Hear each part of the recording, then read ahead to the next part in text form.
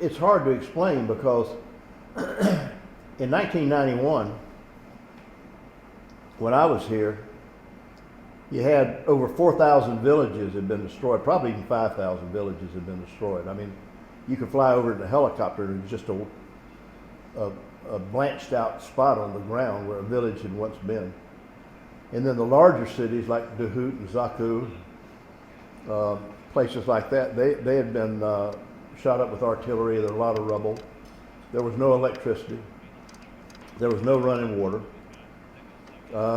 Nearly all the people, I'd say probably 98% of the people were in the mountains, either most in Turkey, or some in the mountains in Iran. And about the only people here were a few Peshmerga that had fought a rear guard action in order to let the people evacuate to the mountains. And so it was horrible conditions, just horrible. And then like in Dahut, when we went in Dahut, I couldn't let any of the people back in there because the Iraqi army had mined it as they left. And so it took a week or so with all my engineers to go in there and clear out all the mines before I could let the people in there. And when I walked across the bridge, as I left Kurdistan, I walked across Harbor Bridge down near Zaku into Turkey. And I turned around and I looked back into Kurdistan. I had then Colonel Jim Jones and then Colonel John Abazay with me. And I told them, I said, you know, we've all fallen in love with these people, meaning the Kurds. We've all fallen in love with the Kurds. But I said, there's no way they can survive. They can't make it. There's nothing there for them to be able to make it.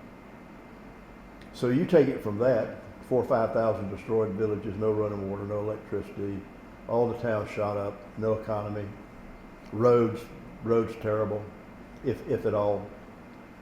You go from there to today, and you have great hotels, 4 or 5-star hotels, great restaurants, really a good road, a good structure in the road.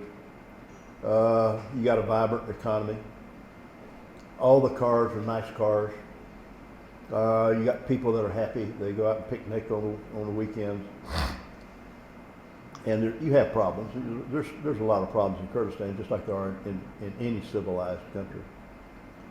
But you look at what it is today and what it was 30 years ago, and it's impossible, you think, for them to come this far. And I'll tell you this. I think in world history, if you go and review world history, you will never find that great a leap from where you were in 91 to where you are today. I think it's the greatest leap of civilization in world history for the improvement of a civilization.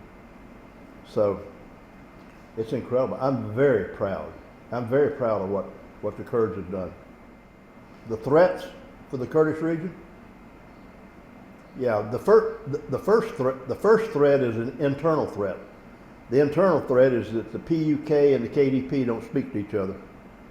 And until you put that together, it's going to ruin Kurdistan. You got to be together to survive. And you're not together. And that's a huge, huge threat. As you know,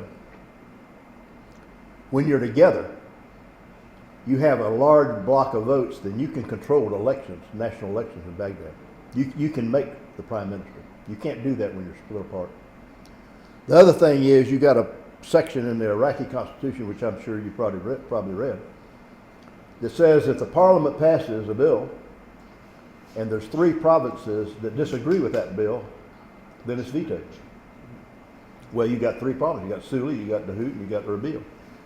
If they're split apart and the 3 of them aren't together, then Parliament can pass any kind of bad legislation they want to pass against Kurdistan. So that's the internal threat you have, not being together, and it's going to ruin you if you're not together. The other threat, the regional threat you have, is from Baghdad and from the Iranians. And from Baghdad, it's that so much of the Baghdad government is controlled by the Iranians. In fact, my personal opinion is the government down there is a puppet government of Iran. But you have You have that, and then you have the Iranians putting pressure on you here to get rid of the Americans. And the Iranians have already told you, you know, you're going to pay a terrible price for letting the Americans stay here. So you got that as a regional threat, plus the PMF, which are all either Hezbollah or Iranian-backed militias. You have them. So that's a big regional threat you have against you. And then internationally, the threat, the biggest threat I think you have internationally is that, like in the United States, the policy for dealing with Kurdistan is called the One Iraq policy. And what the U.S. State Department says is you only have one Iraq.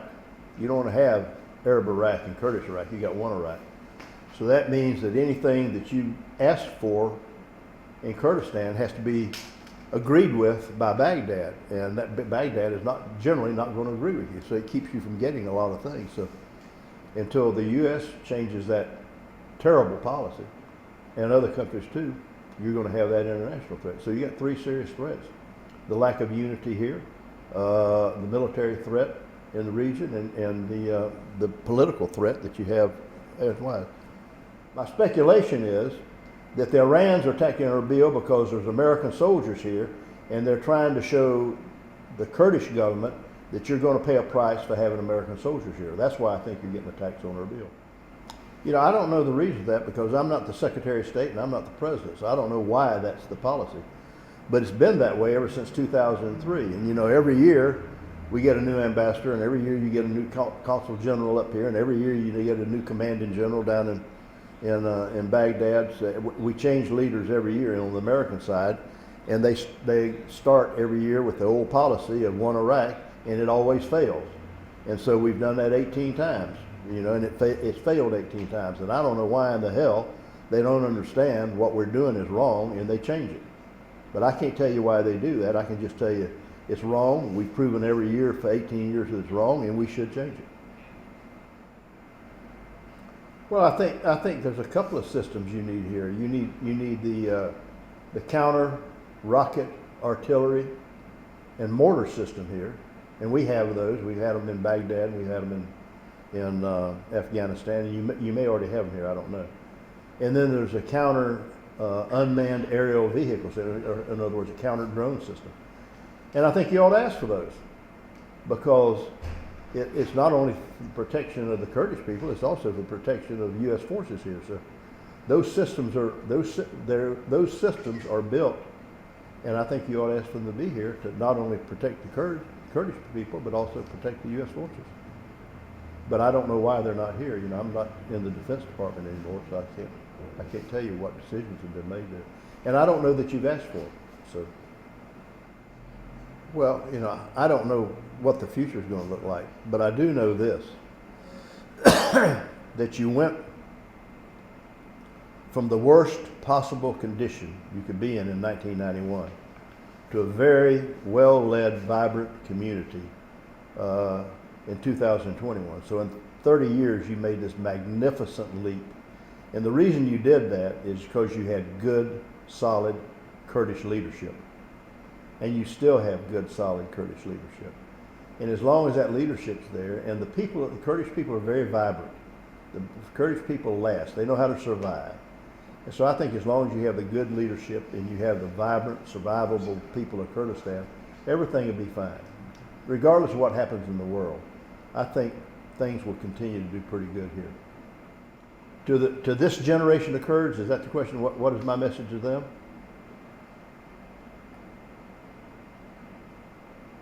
Well, you know, their fathers and their grandfathers and their great-grandfathers grew up fighting. They fought every day. They fought Saddam Hussein. They struggled every day. And conditions weren't well, but they built what you have today.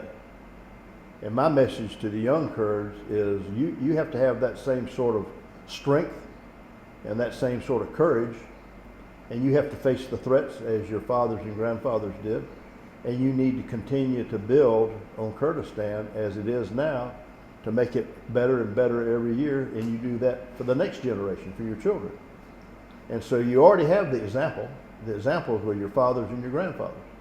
So just pick that up as your model and be the same way.